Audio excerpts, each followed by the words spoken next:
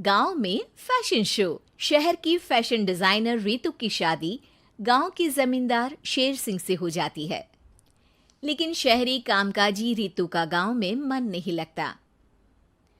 क्या सासू माँ, ये गांव में तो कुछ नहीं है, मेरा दिल ही नहीं लगता यहाँ, क्या करूं मैं।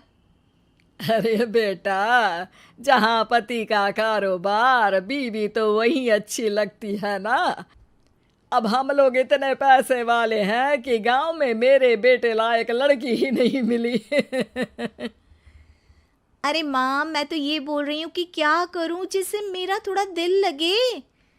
अरे बेटा, मैं भी शहर की थी। यहाँ आकर मैंने गांव में स्कूल खोल लिया। बच्चों को पढ़ाती थी तो मन लग जाता था।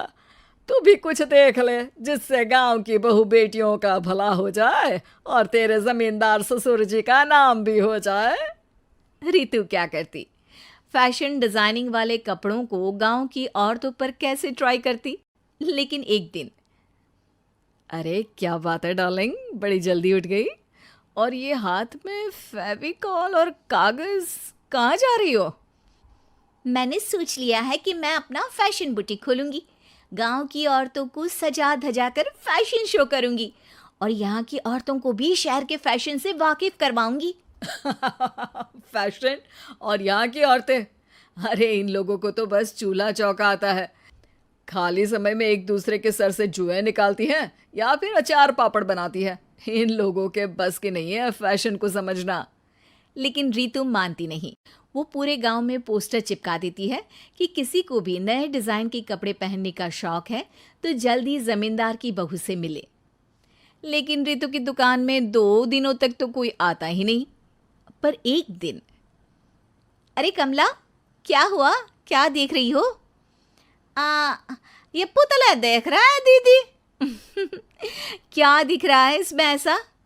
अब देखो तो दीदी, ये पुतला मेरे जैसा ही है ना, पतला दुबला लंबा, बस मैं काली और ये गोरा। तू ये बता, इस पुतले के कपड़े तुझे कैसे लग रहे हैं? अरे कपड़े तो बहुत ही सुंदर है दीदी, लेकिन तू ना बस कल इसी समय आ जाना और अपने जैसी 2-3 और को भी ले आना। अगले दिन कमला 2 लड़कियों को लेकर आ जाती है। रितु उन लोगों को अपने हाथ के सिले कपड़े पहनाती है और घर भेज देती है। उन लोगों को गांव की दूसरी औरतें भी देखती हैं। और फिर क्या, अगले दिन रितु जब दुकान खोलती है तो सामने बहुत सी औरतें उसके बनाए डिजाइनर कपड़े पहनने को तैयार खड़ी होती हैं। तुम लोगों को कपड़े के साथ ही हल्के मेकअप और स्किन केयर की भी क्लास देनी पड़ेगी। रितु गांव की औरतों को फैशन का ज्ञान देने में लग जाती है। एक दिन रितु का पति कहता है, अरे रितु, तुम्हारी फोटो पेपर में आई है। क्यों भाई, ऐसा क्या कर दिया मैंने? क्या लिखा है? अरे लिखा है गांव में होगा अब फैशन वीक। अरे हाँ, कल ना कोई फोन आया था मीडिया वालों का, तो मैंने भी बोल दिया कि फैशन शो तो अब गांव में होगा। लग रहा है उसी की खबर बना दी है। तभी रितु को एक फोन आता है। हेलो, कौन बोल रहा है? जी मैं काम्या बात कर रही हूँ, लुक में फैशन वीक से। हम लोगों ने आपका काम देखा। हम शहर वर्सेस गांव का फैशन थीम में एक फैशन शो आपके गांव में करना चाहते हैं। अरे वाह, ये तो बहुत ही अच्छी बात है। मैं अपनी मॉडल्स के साथ शो में हिस्सा ज़रूर लूँगी। बस अब क्या था, वो दिन भी आ जाता है जब रितु की गांव की गोरी शहर की छोरी के साथ स्टेज शो में हिस्सा लेती हैं। शो के बाद, अरे आपकी वो जो कलेक्शन है ना, मैं उसकी पूरी सीरीज खरीदना चाहती हूँ। सच में आपने वो कपड़े डिजाइन करे जो आज के लोग आसानी से घर और बाजार में पहन सकते हैं।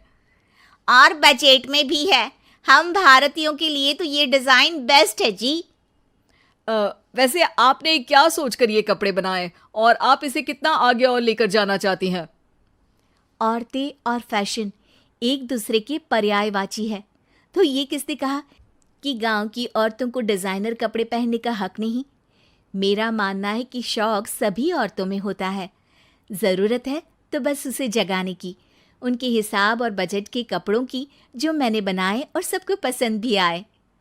अब रितु का गांव हर जगह प्रसिद्ध है, ना सिर्फ रितु के लिए बल्कि वहाँ की औरतों की फैशन के लिए भी।